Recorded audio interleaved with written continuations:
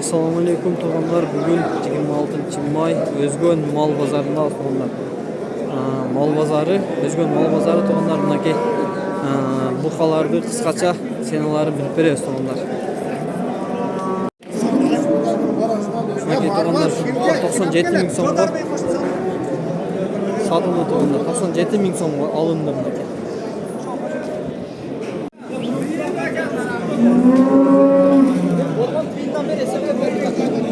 Kaç sene oldu da gel? Senin başına 15 lira. Yıllarsa gel.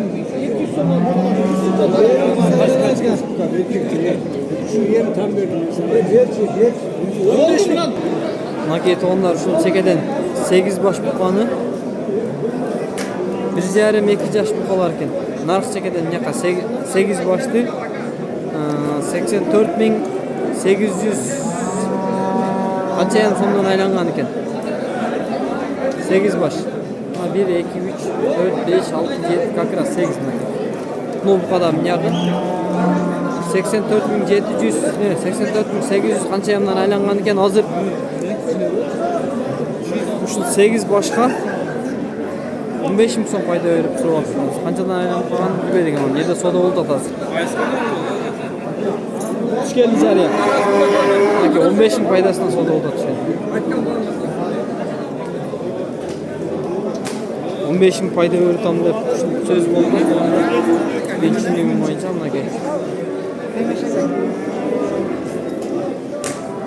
15 ming so'm 8 başta. Okey tamamlar. Tamman ara ala. Jürek tam var. Okey oğun cam başına üstünde jürek tamla bas çilek. Mal bakçılak okey. Benim çok buqalardan olsaydı okey. Topak kezdinde basılması azam okey. Çoğun mol gettir. Ha gördüm. Nakit onlar şun qara buqa, jannağı buqa menen eko 122 ming so'm bo'ldi nakit.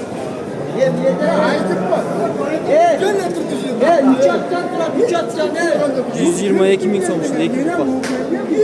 2,5-3 yaş buqalar o'xshaydi. Nakit onlar şun sarı buqa 125 ming so'mga soda oldu tushirdi hozir. 125 ming so'm.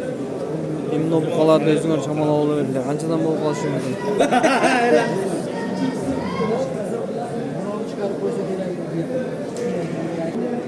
Nakit onlar şu ko'k buqadan başlap buyog'i 14 baş buqani 140 ming so'mdan oladi. 140 ming so'mdan nakit. Tayyor bo'g'ilib, so'ngga tayyor bo'lib qolgan ekan. Şu çekeden 1, 2, 3, 4, 5, 6, 7, 8, 9, 10, 12, 13, 14. Nerede bir jatkan ekan 14. Bak o yerden yağı 140 ming so'mdan deb odat. Asırov açat. Qanchadan asırov odat bilmayman. Buna yine bola eshakni 1,5 ming so'mga olib turmam ekan. 3500 so'm aytganday. 3500 bukam 3,5 ming 3500 so'm oltirna qo'ydik men.